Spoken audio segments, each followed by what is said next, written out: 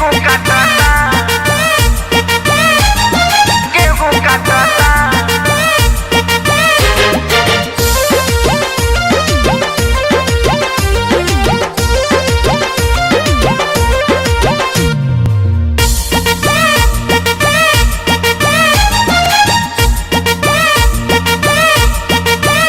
गेहूं झड़ता खेत में सड़ता,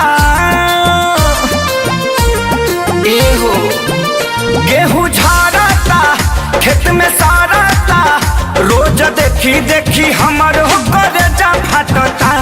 भतारी साला सब दिन के गेहूं काटता, भतारी साला सब दिन के गेहूं काटता। जब मना करी हमारा के रोजो डांटता, जब मना करी हमारा के रोजो डांटता। भतारी साला सब दिन के गेहूं काटता, भतारी साला सब दिन के गेहूं काटता।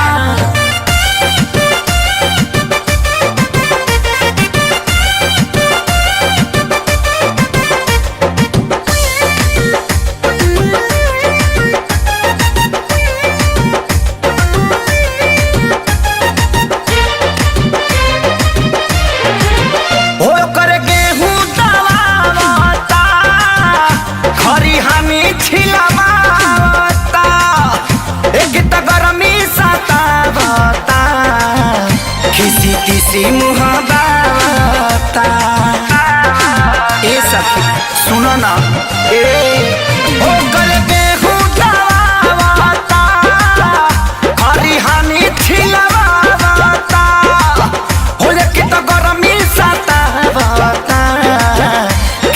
किसी मुहावता दुखवा साही हो कैसे कही हो, भइल कुकुर के रहन जूठे पतल चाटता। भतारी साला सब दिन के गेहूं काटता, भतारी साला सब दिन के गेहूं काटता। जब मना करी हमारा के रोजो डांटता, जब मना करी हमारा के रोजो डांटता। भतारी साला सब दिन के गेहूं काटता, भतारी साला सब दिन के गेहूं काटता।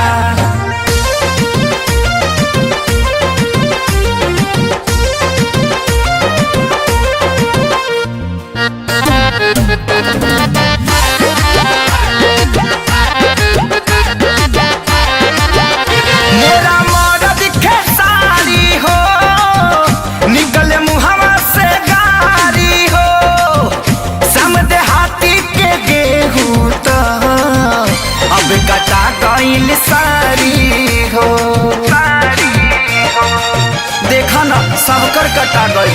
मोरा मर्द खेसारी हो, निकले मुहवा से गारी हो, समझे हाथी के गेहूं तो कटा गइल सारी हो।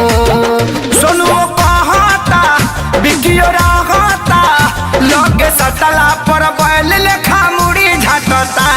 भतारी हमारे सब दिन के गेहूं काटता, भतारी हमारे सब दिन के गेहूं काटता। जब मना करी हमारे के रोजो डांटता, जब मना करी हमारे के रोजो डांटता। भतारी हमारे सब दिन के